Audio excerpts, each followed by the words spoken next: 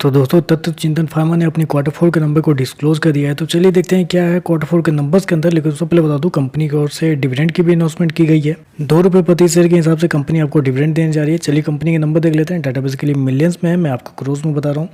पिछले क्वार्टर में कंपनी ने 84 करोड़ के आसपास का रेवेन्यू जनरेट किया था ऑपरेशन के थ्रू। पिछले साल 124 करोड़ के आसपास, जबकि अभी देखें तो कंपनी का रेवेन्यू गिर के 98 करोड़ के आसपास आपको देखने मिला। तो साल दर साल देखें तो साल दर साल कंपनी के रेवेन्यू के अंदर एक अच्छी खासी गिरावट आपको देखने मिली। ऑलमोस्ट बोल सकते हैं आपकी 20% के आसपास की गिरावट है साल दर साल कंपनी के रेवेन्यू के अंदर।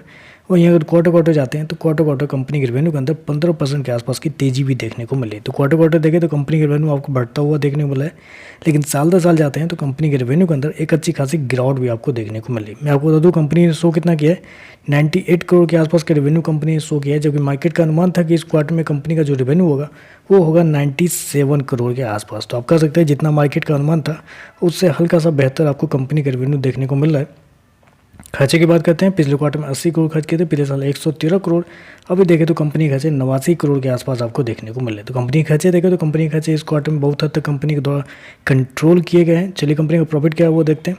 तो देखिए पिछले क्वार्टर में कंपनी का प्रॉफिट ऑलमोस्ट बोल सकते हैं 3.5 करोड़ के आसपास का प्रॉफिट था। पिछले साल 17 करोड़ के आसपास, जबकि अभी देखें तो कंपनी का प्रॉफिट जो है वो 9.5 करोड़ के आसपास आपको देखने मिला है। तो कंपनी का प्रॉफिट देखें तो आपको साल दर साल गिरता हुआ देखने को मिल रहा होगा।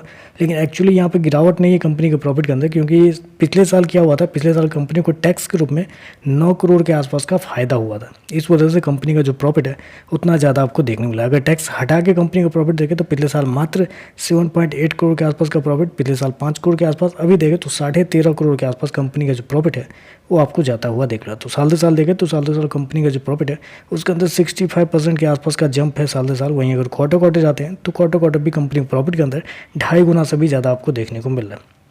ईपीएस की बात कर लेते हैं। तो देखिए पिछले क्वार्टर में कंपनी का ईपीएस ₹1.48 के आसपास, पिछले साल ₹7.65।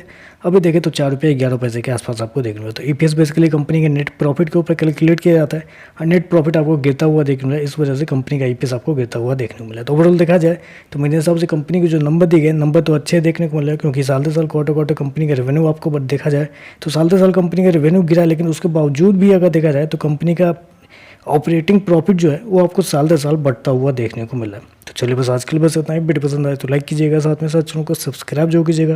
धन्यवाद।